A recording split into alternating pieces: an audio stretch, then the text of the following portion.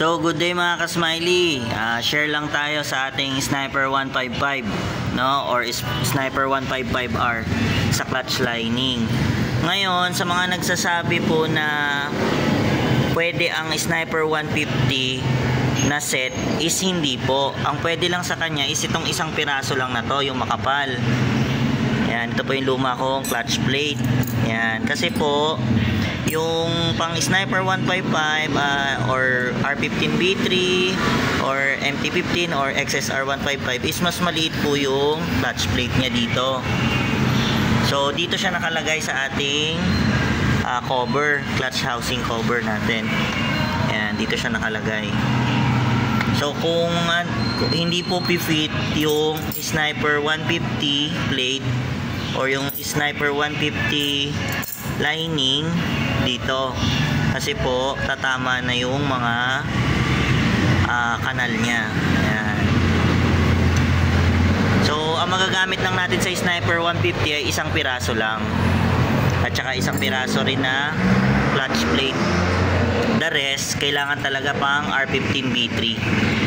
Ayan. Ayan, hindi siya papasok yung yan. Pag naman itong plate, yung plate ng sa una, papasok to. Kasi yung pang Sniper 150 yung na dun sa loob, ayun, nailagay ko na.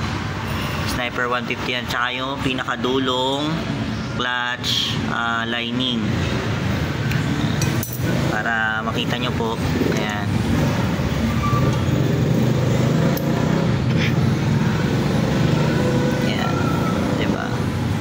So itong housing dito pang Sniper 150 muna dito, isa dulo, dalawa. Ayun. Ayan. Ayan, pang Sniper 150. Ayan. Malaki siya. So pwede itong maliit, kaya lang yung kainong lining mo sa dulo is hindi na makapal.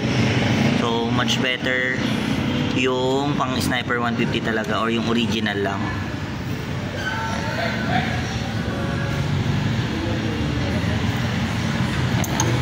So ito muna, pang Sniper 150 na makapal. Then yung clutch plate na kasing size ng Sniper 150.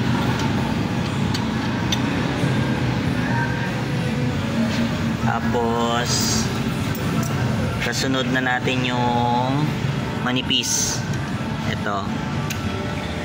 Ayan. So yung next, yung clutch plate is dapat dito mo siya mailagay. Kasi hindi mo siya dito maigigitna. Para mas mabilis. Ayan. Tapos yung pinakadulo is clutch lining ulit. Ayan. Tapos ganito lang, make sure lang na nandun lagi ang bulitas. Ingat lang po. Balik na natin. Ayan.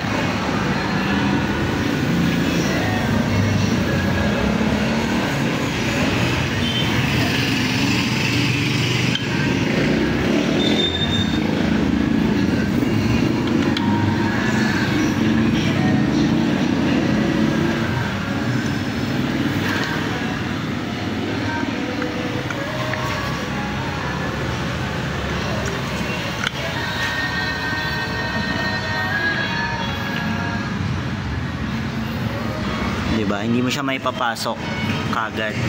So kailangan muna natin siyang tanggalin. Then kunin natin ulit to, yung dalawa. Kasi mahirapan. So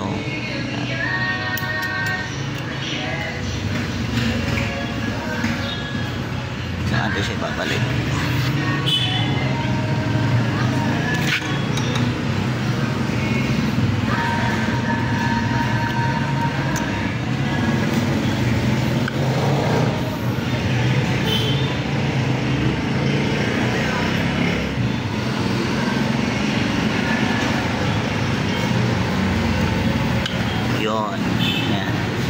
Fit na siya.